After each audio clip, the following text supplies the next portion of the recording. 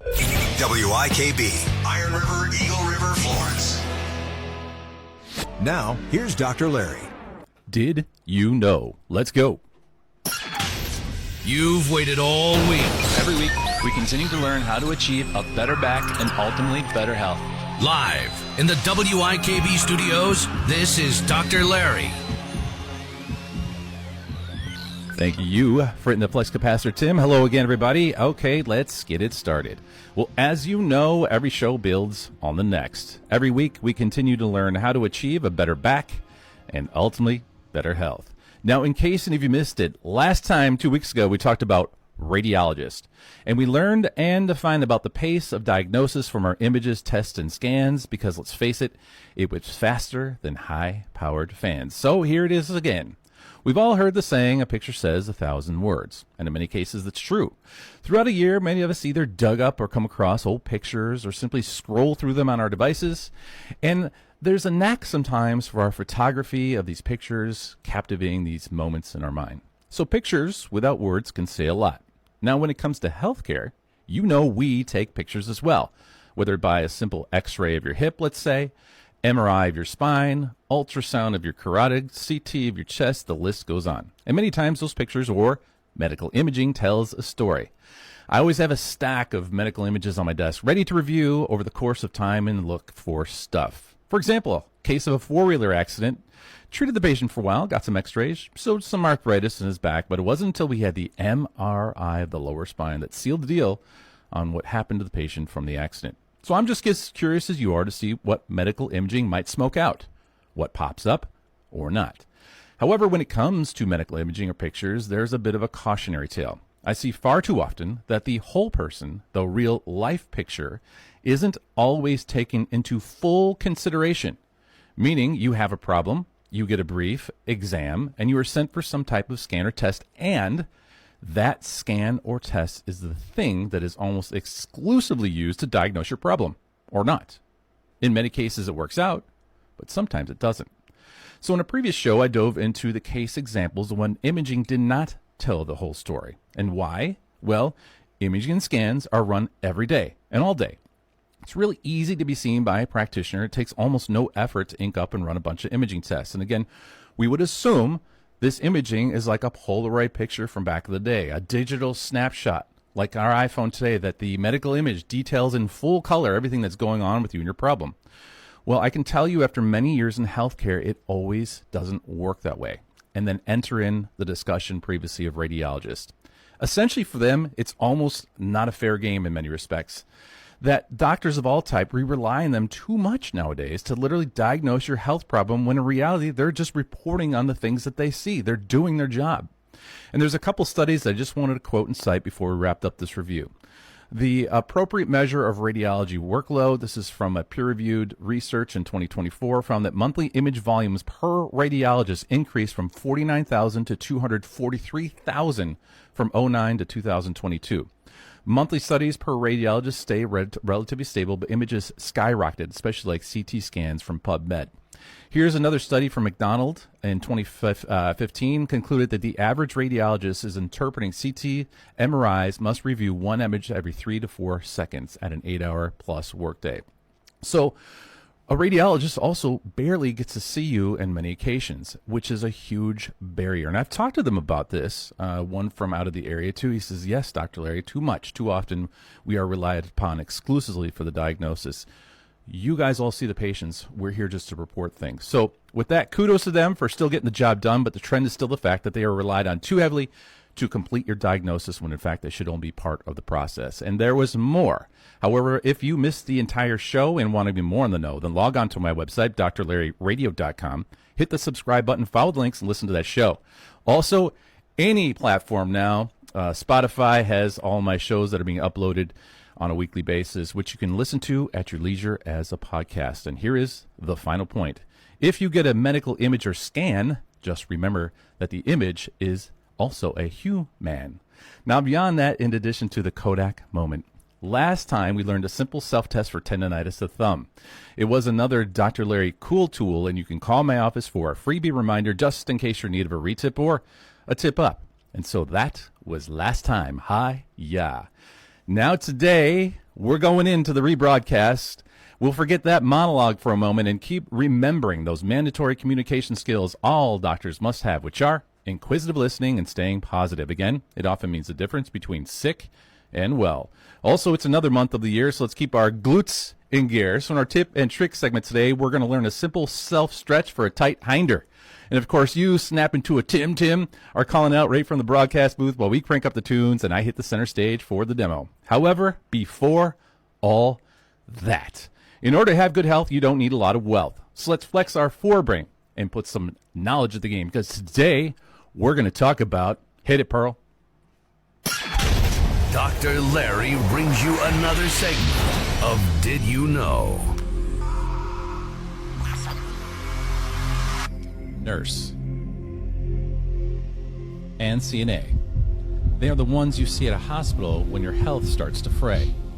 Whether it's a sniffle, appendicitis, or a concussion injury like John UNITIS, they work in harmony when you arrive at the door, whether it's an emergency surgery, trauma, and more. But what happens when a hospital corporation hands out pink slips, like a rapid deportation? Well, then the ability of those over your healthcare begin to have decisions that can be a bit of a scare. So let's make you more aware. Enter in ASPIRUS. Cuts, layoffs, reduction of services, and the nurses are fed up, which will be the main focus of our show today. So for the sake of simplicity, we'll call this segment Ask the Nurses. Ladies, welcome to the show. Thank you. Thank you. Yeah. Well, we got a lot to cover today. But before we get into the meat of why we're here, I'd like to introduce you to the audience. Michelle, why don't you give us your full name, where you grew up, your educational background, and your current job role and title? Okay. I'm Michelle Chernak. I was born and raised in Iron River, Michigan. I initially did not go to nursing school. I initially went to school to go into physical therapy. I graduated from Michigan Tech in 2005 with a bachelor's degree in biological science, like a pre-med degree. And then I kind of wandered off downstate, did a job, and I was like, I don't like this. So I decided to go back to nursing school. I went to Northern Michigan University, and from there I got my bachelor's in nursing. I've been a nurse for 17 years, and I've worked at ASPIRUS for 15 years. I am a charge nurse, and I also work in the emergency department. Awesome. What a background. And something I always like to ask, because it's fun to get to know people a little bit more, especially before we get into what we're going to talk about today. But give us like a personal talent, a hobby, an interest, something that you like to do, and it can't be work. So I like to read. I never used to be a reader, but over the last few years, I definitely enjoy my quiet time in reading. And I'm an avid sports fan. So Packers, University of Michigan. I watch a lot of sports. I watch a lot of my kids play sports. So that's a huge part of my life too. Got it. Yeah, fitting that all into a schedule in a day. Okay. And for our nurse number 2, Nicole, why don't you give us your full name, where you grew up, give us your educational background, current job role, and title. All right. I'm Nicole Fidi-Zappa. I grew up in Crystal Falls. I currently reside there. I went to school for actually business and accounting first is what I went to college for. That did not spark my fancy, so I jumped into nursing. I've been a nurse for 13 years now. I've been at ASPIRUS for 12. And I'm also a charge nurse over there. A lot of us work all different departments. So my primary role currently, though, is charge nurse. That's good. That's great. Accounting. Yeah.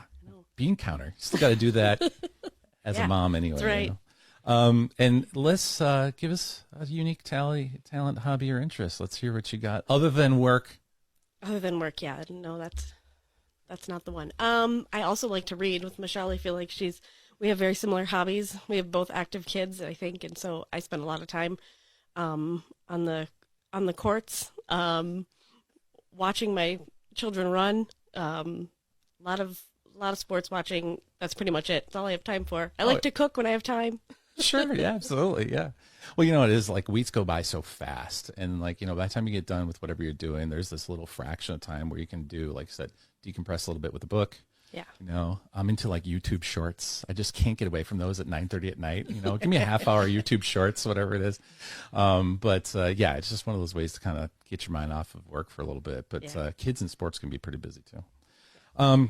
Nicole, we're going to start off, and we've got to talk about what's going on at Aspirus because the community needs to know. But we're going to treat us like we're third graders, me included, because I want you to help kind of get our minds wrapped around just really the basic function of a hospital. I'd like you to define what a hospital is for us in general, and then in a moment we're going to get specifically about some of the departments at Aspirus and what those functions are. But just give us a definition of a hospital. Tell us what a hospital does for community. Yeah, a hospital is a place that offers medical care and support to individuals that are in needs of time of illness or injury. We're a safe place for community members to come that need help. Great. And within each hospital, there are different departments. There are some major departments. List those for us, and then as you're listing them, you can pause and describe what they do, but just get our minds wrapped around. I think, as humans, we think emergency department, and I go see somebody where I'm sick, but give us the names of these departments and give us a little brief insight on what they do, because it's going to tie into how things are coordinated and some of these cuts and problems they're having over at Aspirus as far as these departments goes and staff. But give us the general overview of the departments. Yeah, so we have an emergency department, of course, which I think a lot of people are aware of. And most people know when they are coming to the emergency department, they've got an issue that needs to be taken care of right away. We'll see anything in that department from sniffles, upper respiratory infections, sore throats, all the way to traumas. Maybe somebody fell off their roof. Life-sustaining injuries could be needed to be taken care of, and we'll tend to those needs and help transfer them to whatever level of care that they would need further. We have an outpatient department, and that department sees patients for IV antibiotic therapies, other types of IV therapies that they would need, such as hydration. They also receive wound care there. That's a big one for our patients in that area. And they do chemotherapy at those places as well. Also can get blood transfusions, and that's coordinated at outpatient oftentimes as well. We also have our operating room, operation department. They see surgeons, general surgeons, and orthopedic surgeons we have there, and they come and will do any kind of orthopedic procedure, such as knee replacements. I think he does carpal tunnel surgeries, repairs on that. They'll do hernia repairs, colonoscopies from our general surgeons, things like that. We also have our medical surgical floor, which takes care of patients that have been ill, acute injuries. A lot of them have chronic medical needs, so they're in a more acute phase of such chronic issues, such as maybe congestive heart failure. They're having an issue with that, so they're with us for that. They might not be doing very well at home, so they need additional support. So that's what we do for them there. We have clinics, of course, and our clinic nurses help room patients, help coordinate care for those patients in those departments. And cardiac rehab is another department that we have at the hospital. They do stress tests there. They offer cardiac rehab support after cardiac issues. And our Coumadin clinic also sees patients that have chronic medical conditions like atrial fibrillation that would require them to be on certain blood thinners, and they help coordinate care and help coordinate and make sure their medication dosing is correct, and further things from there. We also have home health services, and our home health department goes to individuals' homes that qualify or have additional needs that doesn't require hospitalization but still needs more support in their home. So you're basically there for all the what-ifs in the community, right? Yes. Anything from a sniffle all the way up to a gunshot wound to congestive heart failure, things that happened in anybody's human life, either acute, chronic. You're there for them for all those what if scenarios is what Aspirus is set up for. Yes. Main function and a bit of a heartbeat of a community to have a local hospital doing what they're supposed to be doing. So Michelle, what I'd like for you to do is kind of help us define specifically the nurse's job. Give us 2 to 3 major responsibilities that you have as far as an RN goes.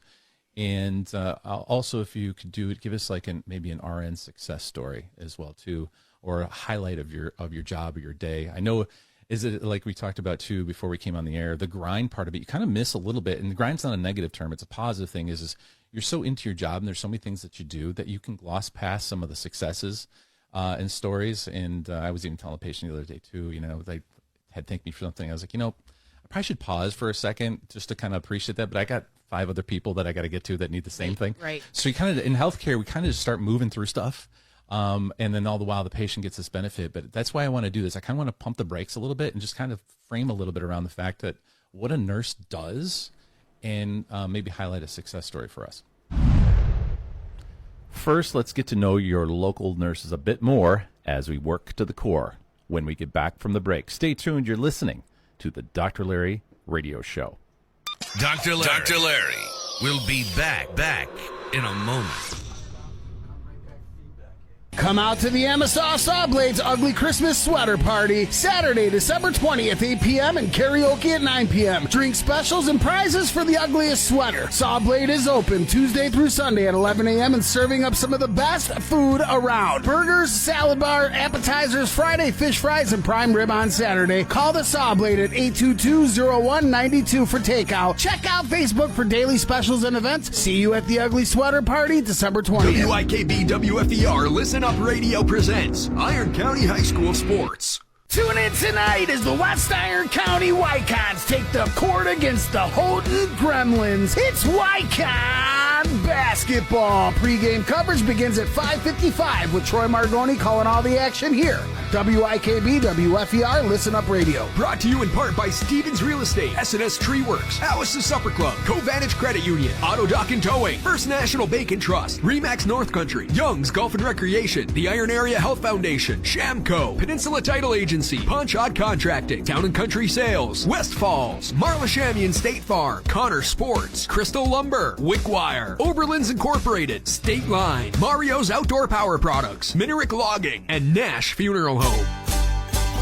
Bigger EA's Hardware, we have what you need, just ask. You can find it all from A to Z. Seal in the heat this winter with Biggery's inventory of door and window supplies and insulation, and beat the cold with their selection of heaters and heating elements and their wide array of warm winter apparel. Plus all the parts and tools you need to keep that wood stove or fireplace going strong all winter long. Bigger EA's Hardware, we have what you need, just ask. You can find it all from A to Z. This is Jackie from Vulcan, Michigan, and you're listening to Dr. Larry Radio. An audiologist has extensive training preventing, diagnosing, and treating hearing and balance disorders. Research has shown people tend to underestimate the degree of their hearing loss. Rather than just selling hearing aids and fitting them, we try to look at the person and where he is as far as counseling and guidance on his hearing journey. There's never been a better time to start hearing what you've been missing, and Lori LaFleur at Tri-County Communications will help you every step of the way on your journey to better hearing. Visit her office at 609 Central Avenue in Florence, Wisconsin. Give her a call at 715-528-4350 or find help online at tricountyaudiology.com. Break's over. Time to get cracking once again with Dr. Larry. Welcome back. Or, if you're just tuning in, it's right in the Nick Cole of time. On air, 2 Aspirus nurses giving us insight as to what they do and how that is being hindered by these Blitzkrieg-style policy changes from Aspirus that has not only the nurses shocked, CNAs left in the fray, but it's also causing disorder in several ways. Roll it. I want to pump the brakes a little bit and just kind of frame a little bit around the fact that what a nurse does, and maybe highlight a success story for us. Okay, so, first and foremost, like our main job is to assess a patient when they come in, anywhere from asking them questions, kind of just reading their body language, kind of looking over things. And then like from there, you plan their care. Planning their care is, there's a wide range of what you could be doing in their care. You're giving them medications. You are supporting them mentally and emotionally. You are also educating them through the process, educating them about their disease. But I mean, the main focus of a nurse is assessing, planning, and implementing care. I mean, and like I said, there's a wide range of what that means, depending on, especially if you're coming through the emergency department, what you're doing for them. We have a long list of responsibilities, you know, and it can be emotionally taxing sometimes too on the nurse. So there's a lot of different things we do, but those are the main areas. That's perfect. And then as far as overall, like a success story, and I'm going to have you tell us too what actually a CNA does. Actually, let's do that right now too.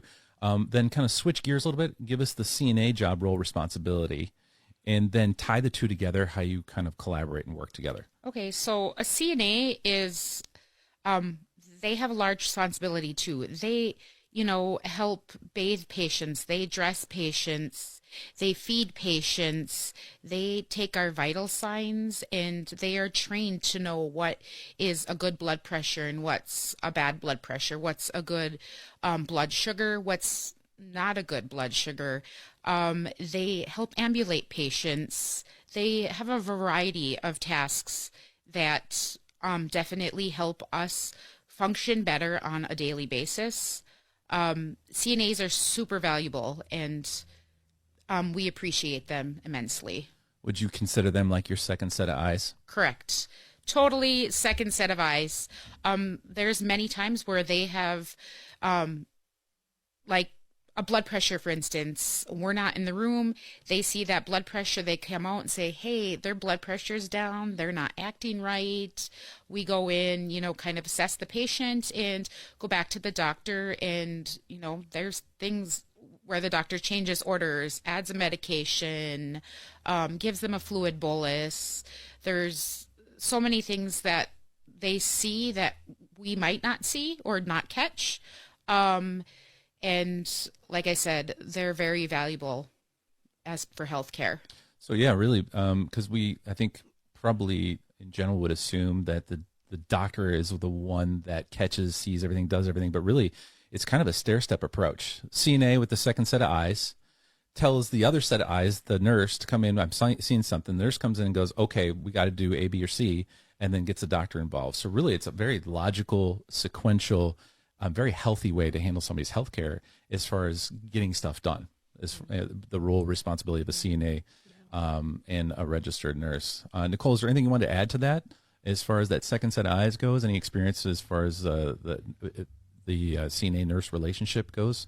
I think you probably would put that in quotations, underline it, right? Absolutely, yeah. They're invaluable to the day-to-day tasks that we have to do. I mean, definitely a second set of eyes for us. They can monitor things and see things that we don't necessarily see. They can help tend to things that we simply might not have the time for, and not having them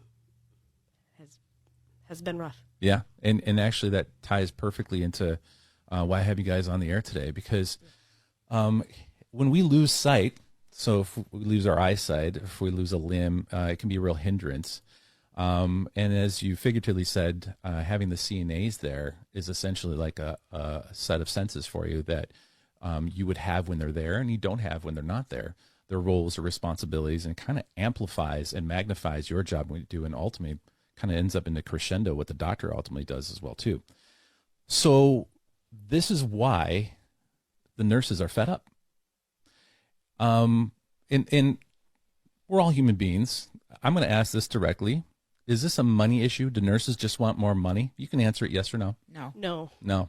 Of course, everybody wants a fair wage, right? Yeah. Everybody wants a fair wage. Mm-hmm. This isn't... Absolutely. I mean, I agree with her. Fair wages, yes. We're not looking to be millionaires. No. It has nothing to do with wages. It has all to do with patient safety. And this is why we're fed up. Yep. So it's more so the job that's going on and what has the cuts have caused. And I'm glad you answered that question directly, because it's my understanding, and I'll speak on my behalf, that the assumption from ASPIRUS is this is just nurses wanting more money, and it has nothing to do with that, even though there's contract stuff going up. This is a separate issue. You're fed up for some of the things that are going on and how it's going to affect patient care, or is affecting patient care, which we're going to get into. What has, Nicole, I'm going to have you answer this. Yeah.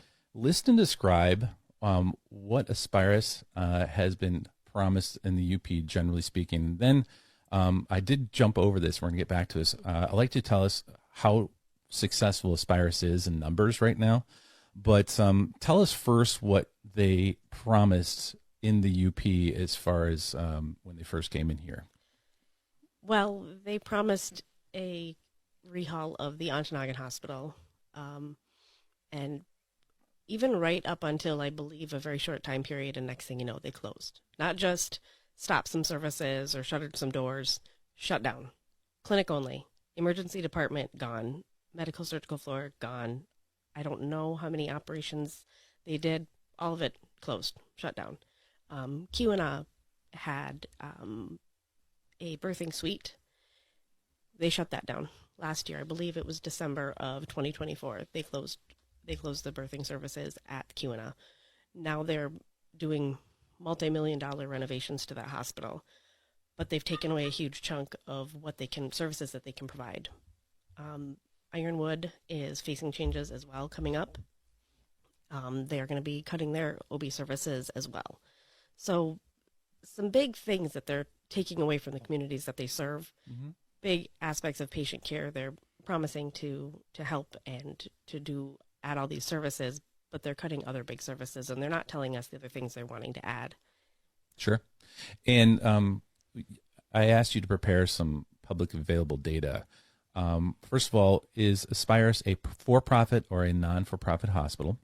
ASPIRUS is nonprofit hospital. Okay. And I know, as far as just being in business goes, and talking to some other representatives before we came on the air here, that being a nonprofit hospital actually has some really strategic benefits for an entity overall. There are obligations that they have to meet, but with those obligations, they get a lot of fringe benefits by being a nonprofit as far as it going back into the corporation goes. So I just want everybody to understand, nonprofit in a way has a little bit of a fairy tale sound to it, but don't let that fool you. A nonprofit still is a corporation, and that corporation has things they do to bring in profitability, and then they take that profitability and they put it into other areas.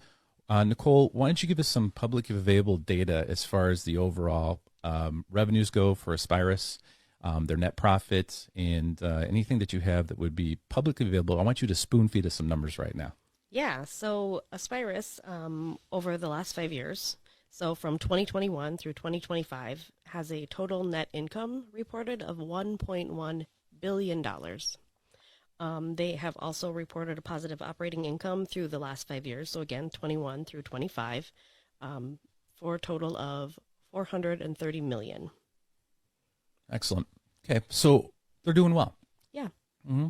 And as an entity, and again, as a corporation, that's their numbers. Each individual location, of course, has their own operating expenses, cost, income, but it all comes back to the mothership, essentially, because it gets filtered back through there, and they're the ones that hire, fire, and take care and do the bills. So, okay, so they're not losing money as far as that goes.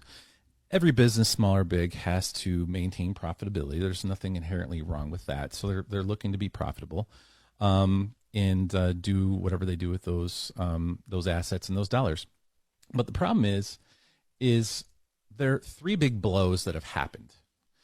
And the easy thing to do, and this is me speaking, so you guys don't have to endorse this at all. I'm just going to make a commentary here. I've been in business a long time. I've been in corporations. I've talked to high net worth people and people who own businesses. One of the easy things to do to maintain and get profitability is just to cut heads. We're going to cut this department, that department, raises profitability, because people are some of your most expensive things. Rather than take the hard approach and figure out why is it that our productivity is down, and what do I need to do to fix that productivity, and how many resources and assets do I need to put to that, even if it hurts for a while, in order to fulfill the obligations you have in a community as far as whatever your service or business is. So in a way, just cutting a resource or cutting staff, cutting out stuff is a real simple way to improve profitability, but there's better ways to do it. And that's just my commentary on that. But there are three big blows that happened. Michelle, give us the first big blow as far as the elimination of the second set of eyes? Oh, so the CNAs were officially eliminated. Eliminated at September 20th, I believe. September 20th, 21st, or the 21st. They were pulled aside in a meeting and were told that all of the nursing assistants on the med-surg floor and the emergency department were going to be eliminated. They were indeed offered other positions within ASPIRUS. I believe there was 7 total CNAs that were losing their CNA position. They were told that they were going to be 7 full-time positions elsewhere in the hospital. That was absolutely not true. Some chose to stay within the hospital. Some chose not to stay within the hospital. That, since September, has been kind of a whirlwind at work. Our job has drastically changed. It has put more work on the RNs, but it has also left, I feel, things have become a little bit less safe for our patients. It has delayed time of taking care of patients, the amount of time we can take care of patients, and definitely has been a whirlwind, but in a negative way, I would say. We are definitely more drained, and I can definitely see that the patients notice it. We, have had comments from patients, and I know that they can see what's going on in the public, and some absolutely do not know what's going on and don't see the ruckus or the noise that we're making. But we've had some negative comments, and, it hits hard to us as, the people that are taking care of them. It hurts. And our main focus is making sure that our patients are properly taken care of and that they're safe. Right. As far as, I just want to backtrack for a second. How did they let you know, and I may have missed this, or I just kind of want a little bit more clarity on it. How did they let you know that this cut was coming? What was the actual process? Was it abrupt, or were they say, hey, we've got it announced? And how did that process go? And then my second question would be, did they make sure that you were cross-trained in the second set of eyes? That's my term now for CNAs, as far as their job roles and responsibilities and titles go? It was definitely abrupt. They basically kind of had a meeting and said, we're going to have a meeting on this date. And I said, what is it about? They couldn't tell us what it was about. And usually we know what's going on in meetings. So like I said earlier, they did meet with the CNAs. About an hour later, they met with us. So we kind of already got the news. We were in shock, did not see this coming at all. And we, were told. Usually they, have discussions with us about staffing and changes like this and have our input. And we definitely did not get any input into that. I don't know, Nicole, do you have anything to add to that? As a matter of fact, we did not have any input. They just kind of said, drop the bomb. Here's what's happening. This is what's going on. We came to them again and said, we'd really like to have some discussions. Your staffing guidelines seem unsafe. We do not agree. We should really be having some meaningful input and discussions regarding the staffing changes that are coming about. So they did meet us at the table for that and listened to what we had to say. They unfortunately didn't hear us, though. At the last possible minute, they could have notified us that they were going to go through with the changes. They sent an email letting us know, we are cutting the CNAs. This is the new job role. These are the new guidelines. We'd love to hear input on how you're going to make it work. Okay. And so the abruptness of that, and then you go to work on the next shift where the CNAs are there. What training was done to make sure that we assume that an RN can do a CNA's job. That's true. But once you have job roles and titles divvied up, as you had said, then everybody kind of gets into their bucket and does their thing. Right. Once you take that away, then you have to actually retrain the person who's going to take over that job, or even train them. What training did you have for the CNA's job charting, what they do? Like, how did they do that to make sure that it was a smooth transition? What training was done? They didn't. Okay. So, you know, and there's some irony here, all this. This is a healthcare corporation where when you come into a healthcare corporation, it's supposed to be a smooth transition for all the what if scenarios that a hospital is prepared for you to take you through the system and get you out healthy on the other end. From the other side of the equation, as they're running a business, they should match that equally. So my point is that to do it properly would be to give enough time for transition, the CNA's exit, get the RNs properly trained into how this is all going to work, make sure the workflow is okay. So then therefore, unfortunately, yes, we heard you listen and we heard, but we can't. And then let's get you all trained. So therefore now we have the smooth transition, and none of that happened. No. Okay. So now you're moving through the days without the CNAs. Mm-hmm. There was a second blow that happened. Yeah. Okay. And before we get into the second blow, there's something that's also, from what I've heard and understood, and I just want you to make sure I'm accurate on this or not, because I'm just a bystander here. There's something like a productivity going on, like where it's visual for patients maybe to see, as far as numbers go, like productivity. What does that mean? Help me explain that to me real quick as far as productivity. Productivity is basically the number of patients that we see in a day, month. So kind of everybody gets kind of a number assignment essentially. And they have that posted on the med-surg floor, how many patients that we need to see in a month. In a day. It says how many inpatients in a day, how many ED patients in a day, in order to meet our productivity goals, which I don't know where they get their numbers or where that comes from, but that's what they have set forth for us, and that's where they expect us to be. Okay. Yeah, so you've been there for 12 years, 17 years, and there's these productivity numbers, right, Michelle? Correct. And beyond the fact that you have these numbers here, is there anything else contextually you can add to that, what those productivity numbers mean on a day-to-day basis? I mean, for example, you know, you can see 20 patients in a day. You know, a SNIFFLE patient might take 30 minutes, and a cardiac patient could take 4 hours. Right. So they all get an equal number, or what does that all mean? And how does that translate to even your job? What does that matter? So, yes, like a SNIFFLE and a trauma patient are one and the same. It doesn't matter if you're spending 30 minutes with the SNIFFLE and you're spending 2 taxiing hours on a trauma patient trying to get them just stabilized to ship them out to a higher level facility. They're still one and one. It doesn't matter. They equal the same. It doesn't, like the trauma could be intense and with multiple departments responding, yes, and needing correct. To be there for this. Correct. But they are still like, if you're not assigned a number of level of importance, essentially meeting those numbers for productivity.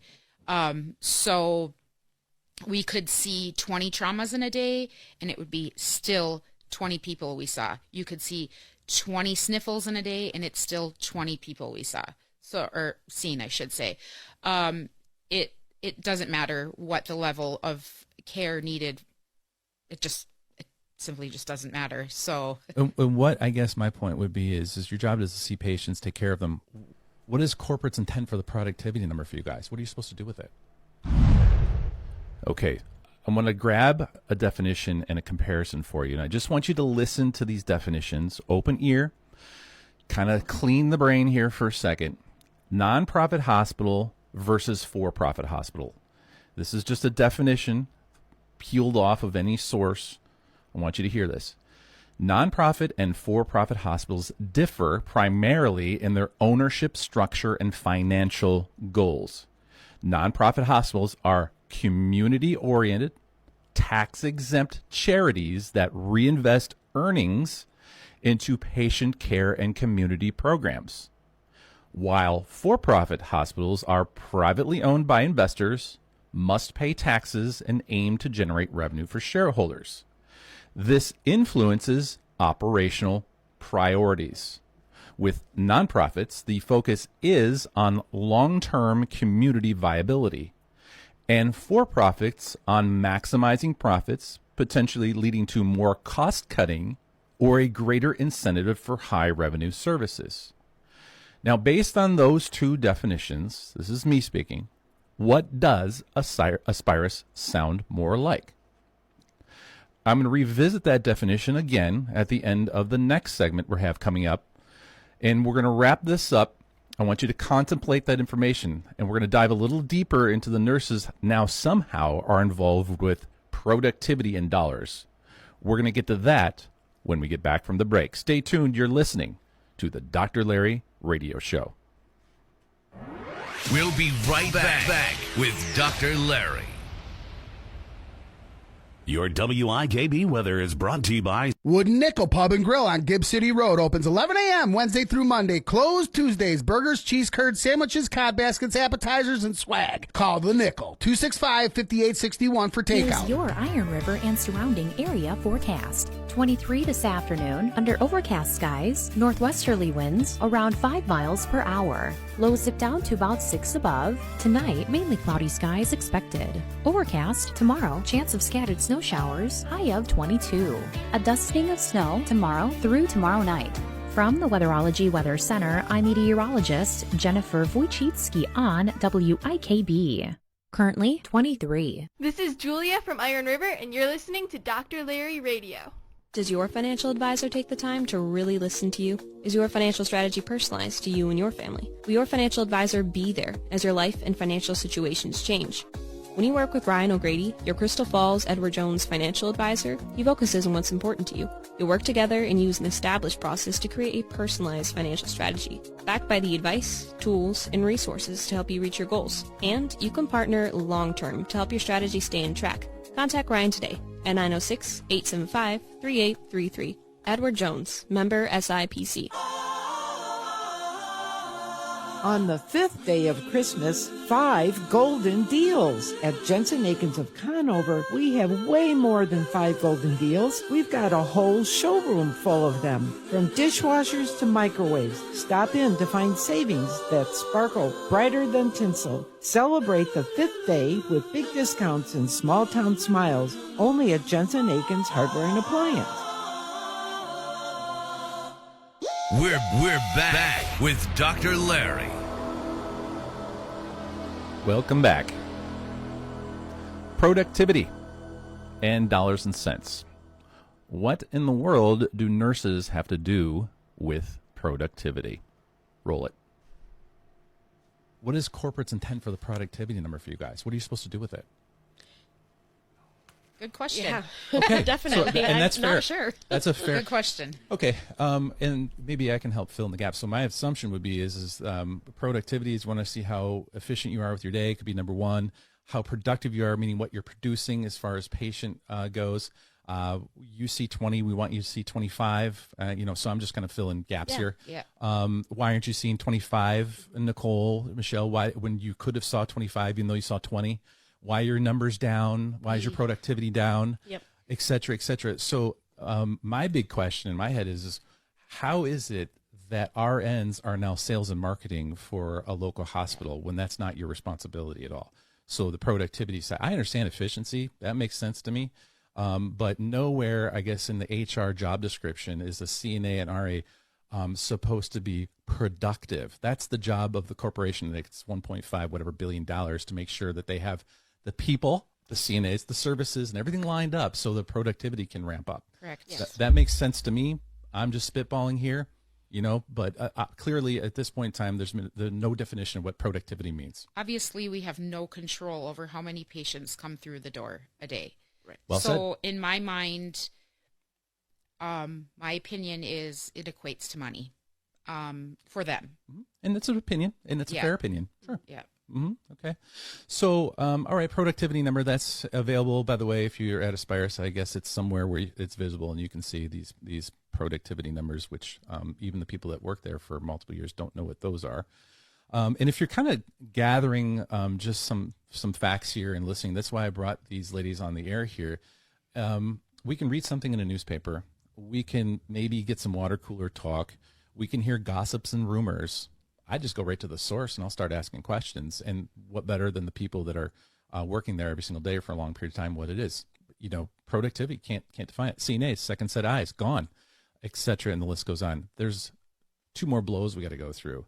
Nicole, blow number 2, charge nurse duties and responsibilities. So for us, just tell us what a charge nurse, like the main thrust of a charge nurse, what it is, how it was, and now how it is. Okay, so a charge nurse is kind of like the captain of the ship, right?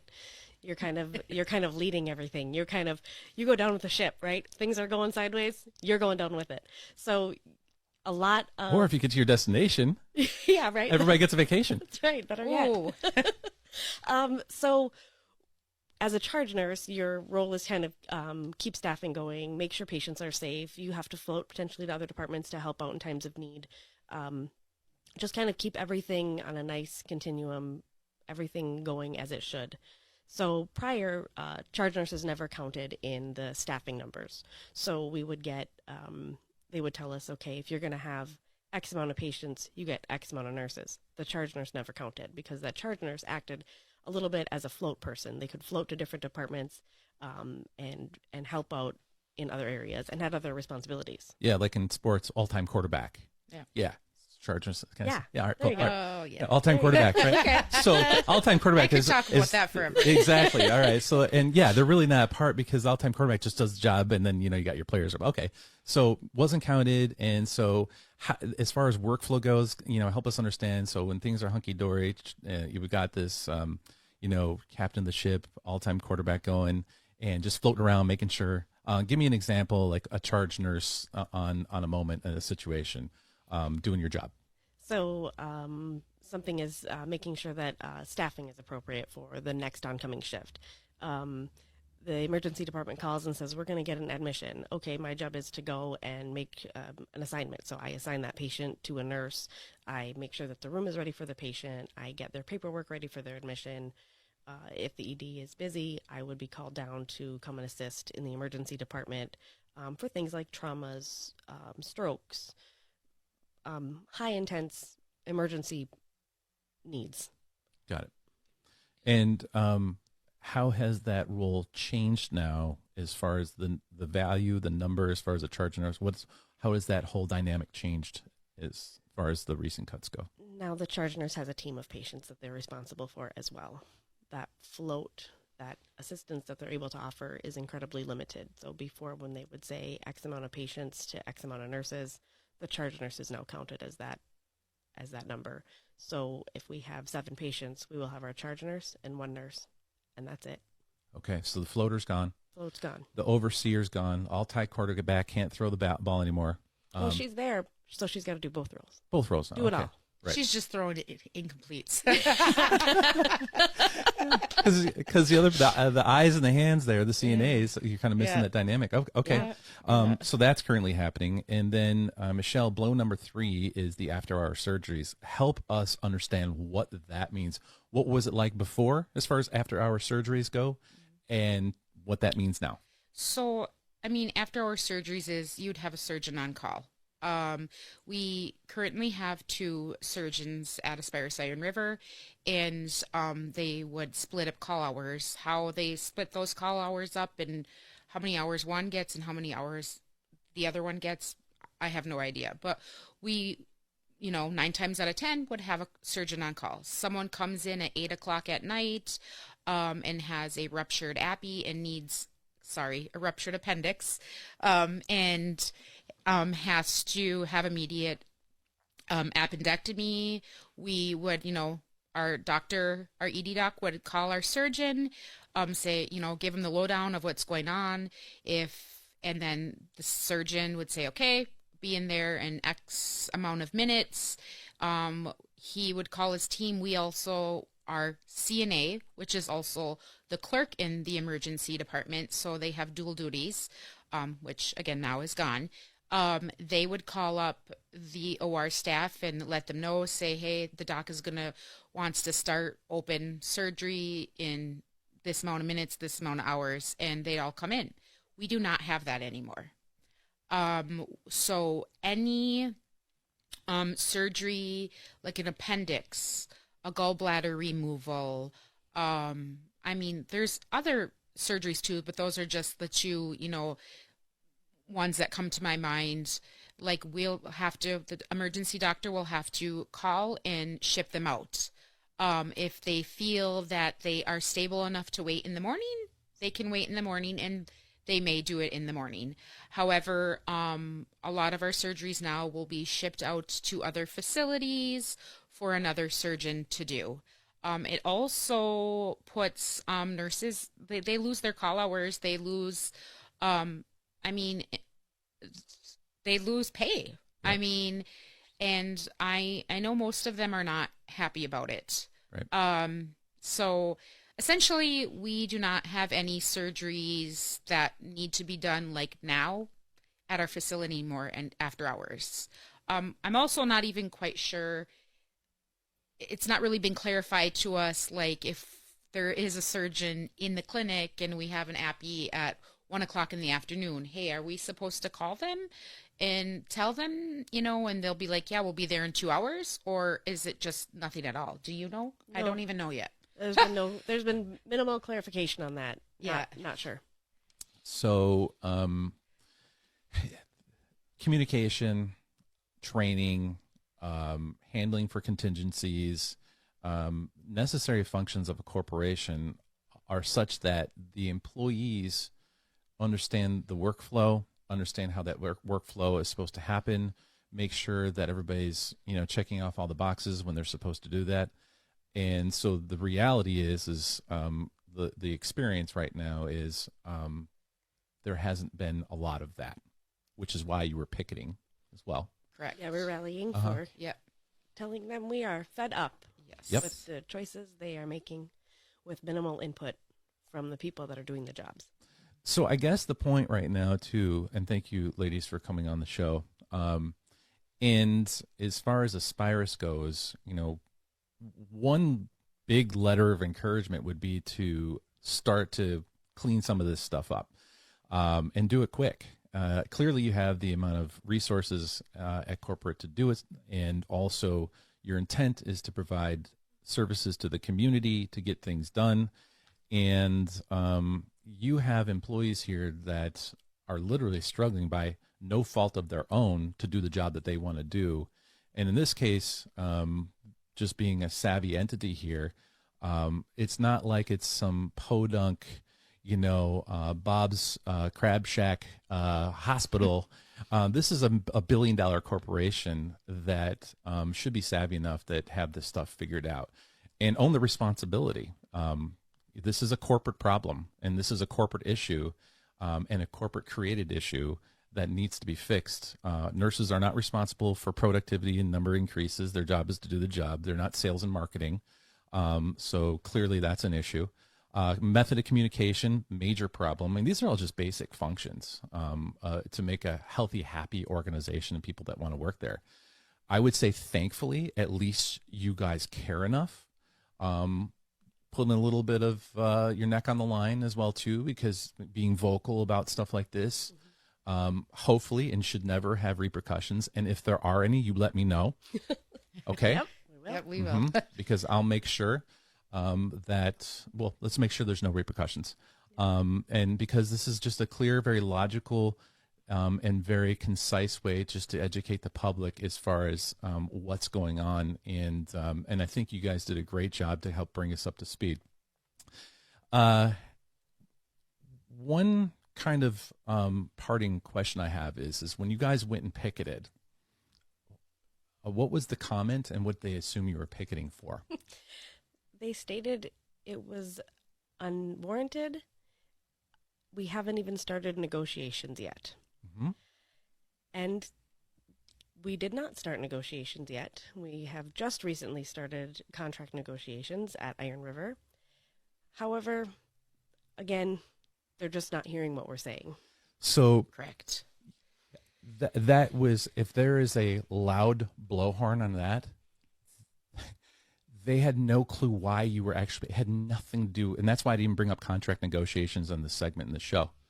That's a whole separate thing. That's just kind of a natural process that happens through, when nurses' contracts are up, when teachers' contracts are up, So the picketing had nothing to do with it, yet they assumed that's what it was about and said it was unwarranted, when clearly the picketing and the signs in everybody's yard and the fed up has everything to do with the patient side of the equation. Yes. And I just wanted that clarified as well, too. Go ahead, Michelle. Yeah, it definitely had nothing to do with our bargaining. That was, just happened actually 1 week ago was our first session. We wanted them to hear us. Again, we wanted them to hear us, but they have not, they say they do, but they haven't, because our point was, we want our CNAs back. We want, to feel that everything is safe where we work. And that's clearly not what they thought the rally was for. They thought it was for bargaining and money, and no, that's not what it was for. Interesting assumption, and that speaks volumes, because clearly even a cursory person who has vague knowledge knows most likely it had nothing to do with money. It has everything to do with what's going on with the cuts goes. So even outsiders know that, yet the people that run the organization didn't know. If listeners want to get more information, where should they go as far as new updates? Where should they look to on their smartphone, their net? Is there a website that kind of helps us keep us going with the blow by blow? Nicole, if you want to give it to us. MNA has a website, and they're keeping everybody up to date, and it is www.minurses.org. All right, great. Michelle, Nicole, thanks for coming on the show, and let's hope that things change for the positive, and they start working and listening and doing what's right as far as the corporation goes. Thank you. Thank you for having us. Okay, let's go back to our definition. I'm going to tie this all up for you. More discussion easily could be had, but we've got to wrap up the show. What does ASPIRUS act more like in the UP? A nonprofit, or B, a for-profit? The definition, again, is they differ primarily in their ownership structure and financial goals. Nonprofit hospitals are community-oriented, reinvest earnings into patient care and community programs, and the focus is on long-term community viability, while for-profit hospitals are privately owned by investors, must pay taxes, aim to generate revenue for shareholders. For-profits maximize those revenues by cost-cutting or greater incentive for high-revenue services. Those two definitions, what are they acting more like? Now, as far as productivity goes, productivity can be handled in many ways. Productivity could be how productive are you. Look, I'm a provider in this community. I have to deal with multiple different hospitals for you patients, and I have to go and send my patients, because I'm an independent practitioner, to where the most efficient and productive hospital there is.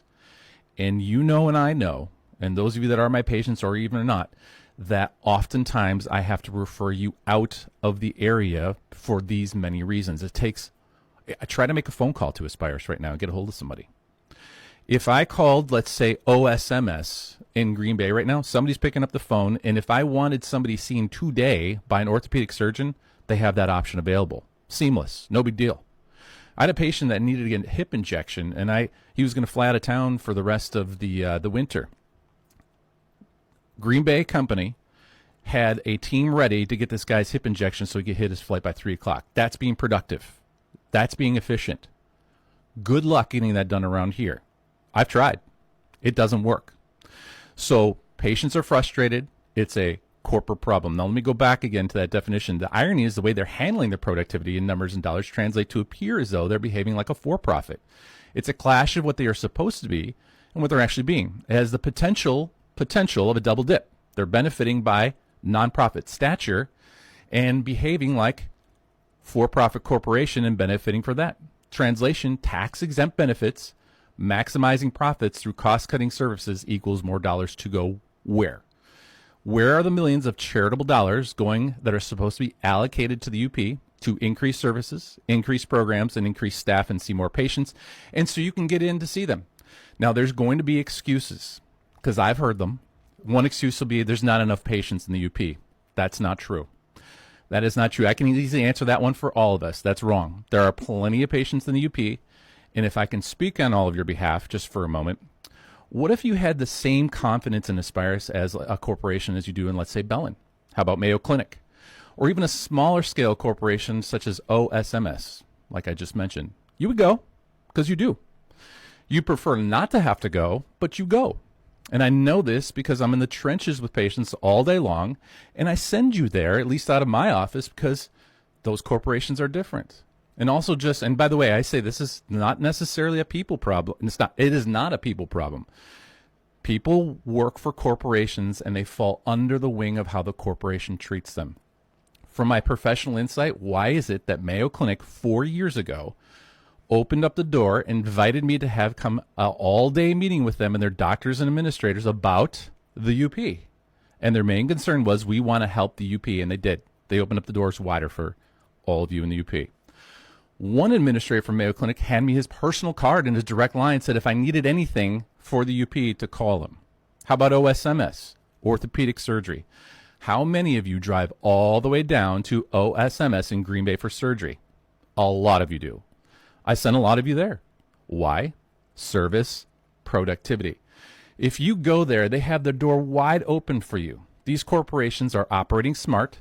They make it easy and accommodate, and they take care of their staff by providing the doctors and staff the necessary structure to thrive and survive. I've had private meetings with unnamed hospital corporations. They've told me how important the UP is to them. But the big difference is they've listened to what you said, they've listened to what I said, and they continue to add services and make the pathway easier to use them. Aspirus Corporation, crickets. I reached out to them years ago when all this stuff was starting to brew, before all this hit. Talked to a mid-level administrator whose job has been eliminated. I said, hey, I'm telling you what patients are telling me in the UP. They don't like the way this stuff is being handled for patient care. The response, it's the way that we do things. Even during COVID, I tried to get them to come on the air to help them out. They refused. So there you go. I got the same response as you do. The nurses do. And I'm guessing the doctors do as well. So this is a corporate problem. It's not a patient problem. It's not a nurses or CNA problem. They have not connected to the UP communities and what they need, what we need, and they haven't asked you. They haven't figured it out.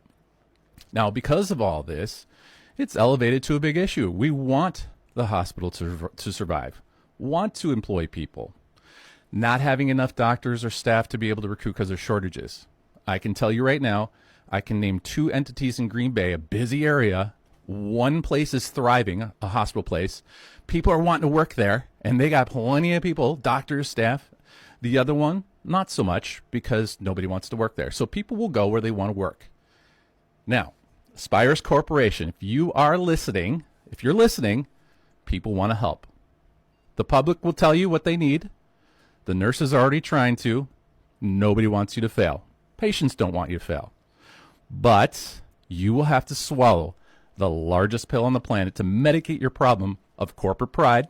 You'll have to surgically remove that figurative tumor in your brain that's led these decisions, so you start making better decisions for the UP. All right, one more show. Year in review coming up. Upcoming announcements and our tip and trick of the week. Just around the corner, it's the Dr. Larry Radio Show. Dr. Larry will be back in a moment. WIKB, Iron River, Crystal Falls, Iron Mountain, Kingsford. Could there be a better name? Auto Value Parts Stores. They aren't just about air fresheners or fuzzy dice. Auto Value Parts Stores are all about parts, auto parts, and advice. Pros who know auto parts with tons of tips when you need them the most. You want real value? Don't go to a place with a cute name. Go to Auto Value. Could there be a better name? I didn't think so. Your Auto Value Parts Store. We've got the parts, we've got the smarts. This is Lois from Crystal Falls, and you're listening to Dr. Larry Radio. Breaks over. Time to get cracking once again with Dr. Larry. Okay, a couple of things before we wrap up the show and get to the weekly tip and trick. Here's a list of possible upcoming shows and some updates. Queen City Running. Any of the 3 stores, just say you heard this on the Dr. Larry Radio Show, you automatically get $20 off at any of their locations. They got great shoes for you. We're going to go over hips again. Dr. Walker Flannery from OSMS is coming back on the show. This is going to be a live call-in, his first one. He was on the show a couple of years ago talking about anterior hips. And we're going to discuss, I'm going to pronounce this wrong, but I'll give it a shot, Valise Hip Navigation System. I stopped by there on my way back from a trip, and he's like, hey, check this out. Look at what I got. So he's got a digital navigation system that assists him and surgeons that use this software for total hip replacement by providing real-time data, implant placement, leg length, and offset. He uses, or this software uses, infrared sensors and software to give surgeons precise 3D view of the joint and instruments, helping to increase accuracy, improve the positioning of the implant, reduce operating time, and minimize radiation exposure. So, by the way, did you hear that? Here's a service. It's for hip replacement. This is in Green Bay. There's no difference. Just Dr. Flannery and I shot the breeze. He said, hey, this is pretty cool. I was like, I think this would be a greater public interest. Let's get that out there. So he does like 200 plus anterior hip replacements per year. Now he's like, he's really excited, like a big kid, about his new software. So it's going to help overall for patient outcomes, as you just heard. Also, don't forget to click the link on WIKB.com. There's the Ask Dr. Larry link. Somebody actually shot a question in. I'll respond to that when I get a chance later on today. You can email me your healthcare questions throughout the week. I can eventually, it's freebie. WIKB allows it. I can answer your question. Just hop on WIKB.com, click the link, Ask Dr. Larry, fill out the stuff, and I'll respond back to you. And then, of course, don't forget my website, drlarryradio.com, because I'm throwing this all at you so we can wrap up the show. There's 3 links. They're for patient, for syndication, and for listeners. You'll see some archives of my show. You'll see a couple blogs on there. Check out those websites. Have some fun. And Tim's been waiting. He's been itching at the booth here. He wants to do this tip and trick. Tim, you ready? It's time for the weekly tip and trick. You head up to the broadcast booth. Nice. I'm heading out center stage for the demo. We forgot, but we're back to learn a simple self-test for tight glute muscles. Here we go. Just call out what I'm doing.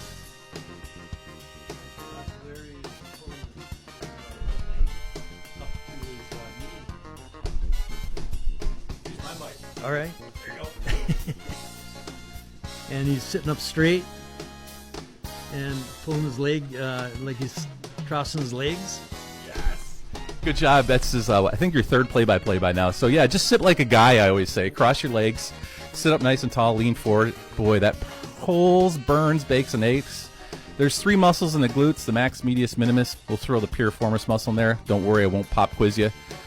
Remember those glute muscles, they are strong, and they get really tight on all of us. So if you just sit in a nice chair, cross your leg like guys do, with that little number 4 look to it, lean forward and stretch through those glutes. And we need them. They get tight over time, and when they get tight, they don't work as well, so make sure your glutes are really nice and stretched.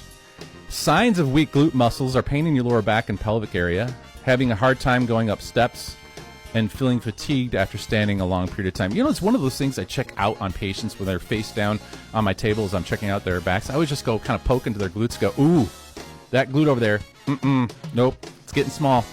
You better perk it up because it's going to lead to some hip problems down the road. So glutes are very important. Of course, if you already have a hip replacement, don't do that move. You get all the disclaimers. You understand all that. And we need powerful hip muscles. And Tim, I think you did a great job today. Thanks for hanging in. Glad we did the rebroadcast. Remember to check out the Michigan Nurses Association website, their Facebook page. Check them out for more updates. And let's hope we get some traction on this and Aspirus does the right thing. And folks, remember, you can listen to me live right here every week to learn how to achieve a better back and better health. Or if you're having a pain or problem, I'm here to help. My number at the office is 906-875-3215. Have a good day, man on the board, and I'll see you for the final one of the year next week, everybody.